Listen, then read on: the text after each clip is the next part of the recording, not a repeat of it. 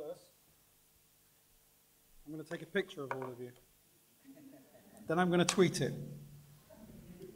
So I want to let the world see what a room full of billionaires looks like. Right. That's that. I'll tweet that in a minute. So, what it's all about. I was sent an email back after I decided that I'm going to come and take part in this Global Citizens Forum. And can anyone read that? Okay, those are the words of the Global Citizen Forum. I'll stand in one place. Can you just help us by standing a bit closer? Okay, sorry. That is something that I truly believe in. That is a state of mind that I think everyone in this room is aspiring to be part of.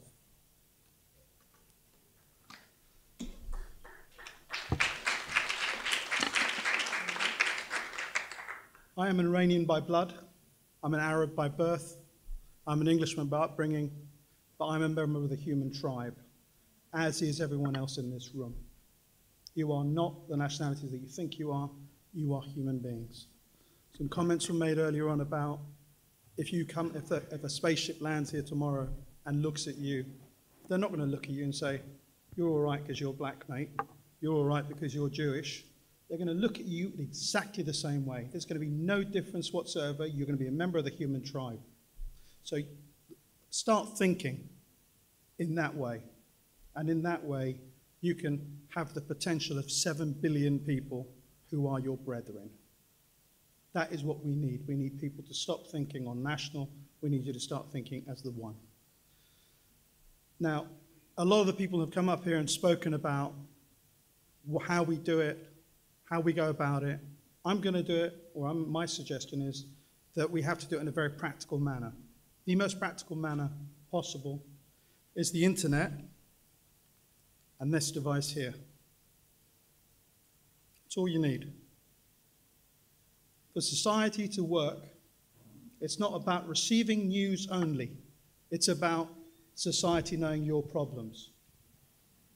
With 4G and 3G, I'm now able to project my idea, my thought, my feeling about any specific matter, and I can send it out as an idea, as a wave, and it will go out there. It will either get traction because people believe in it, or people will just ignore it for a bit of idiocy. But this is the item that will empower every single person. This is the technology that you have to embrace. Why? This is not more than a meter away from me at any time. I sleep with this next to me. I near enough go to the toilet with it in my hand, as does everyone else. We're checking stuff while we're doing whatever we're doing. We're hardly ever away from this thing. So if you think of this as the object to empower you as a citizen, then you were going down the right path. So what do we do about that? We have to have internet everywhere, globally.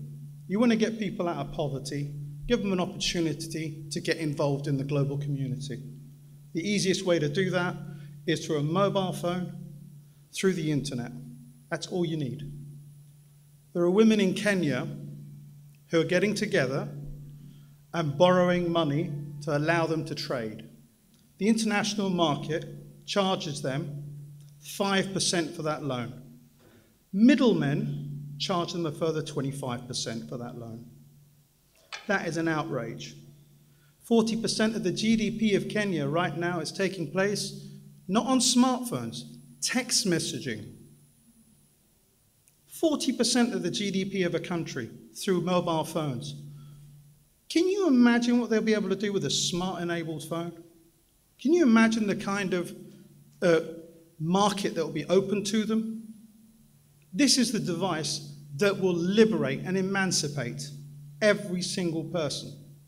This is not going to work unless you give everyone an unfiltered, uncensored internet, free access to everything. Because the internet, unfortunately, is being used at the moment. Knowledge is power, they say. That power should belong to every single person. A 14-year-old American student found out that his friend was dying from cancer. He went and researched through the internet by looking at all sorts of different papers from all over and discovered a test that allows for cancer treatment to be treated, or a test for cancer, to finding a type of cancer, which costs 1/26 of an actual test. He did that by having access to the internet. The next brilliant idea is not going to come from Dr. Modi or Hussain Shafei or you. It's going to come from the 7 billion people who should have access to have their next idea, their next bright thing that will change society, given a chance to flourish. The only way you're going to be able to do that is through this. Can we just go through the slides, please? Next slide. That was the first great invention of man. Fire. Next slide, please. Needle. It gave clothes, allowed man to move above parallel 38, because with clothes he was able to go into colder climes. Next slide, please. The wheel allowed trade to take place. These are all inventions of the human tribe. Next one, please. We all know that guy. That's a mobile phone. And what did that do? That galvanized a whole world. A new form of trade took place. Massive amounts of economic growth took place because of that phone. That allowed people not to be fixed to their desks. They could be roaming out and about and getting on with their day and working and trading. Move it to the next slide. And now you have this. This is your way to be in touch with every single person in the world. This is the way to do it. So I come on to what Lobbi is. We're trying to create an open source, open platform, not for profit, okay, that allows people from all parts of the world to use smart technology to get involved in the political decision-making processes in their own countries. We want to do the UK because I'm an Englishman, effectively, because I've lived here all my life. I cannot turn around and say to an Indian person, let me create Lobbi in India. Let me create Lobbi in China. You know why? Because I don't know the first thing about it. But I know there are passionate people like myself that love the fact that, you know, every person in this world has got a right to be part of the political process, yeah? In India, in all corners of the world. And those people should be given an opportunity to be part of the conversation through projects like Lobbi, Global Citizens Forum, call it what you like. I really don't care what name you put on it.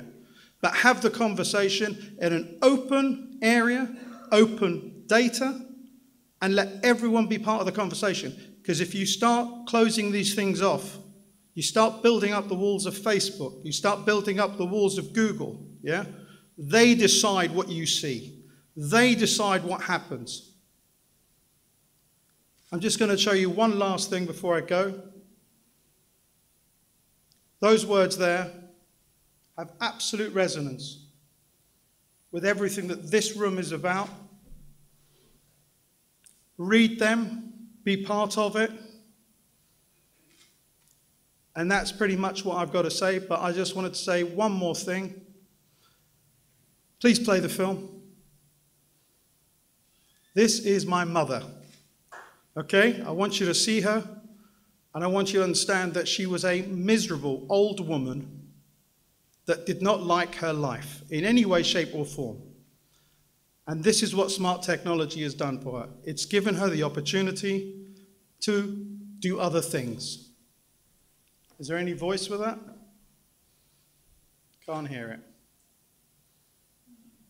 So basically what it is, my mother's got an iMac there, she's got an iPhone, an iPad, and what that does is, if you imagine your mother being an old woman that is stuck in a home, that wants attention from her sons to be involved in her life, and we feel like she's a nuisance. What smart technology has done, it's allowed an old woman to turn around and say, actually, could you leave me the hell alone? I want to play on my iPad. I want to go on Facebook. It's given her a liberation that she did not have before. And this can be translated across the planet. And that's what we should aim to do. Bring a smart device into every single person's hand and give them free, unfiltered, uncensored access to the worldwide community that is the internet. Thank you.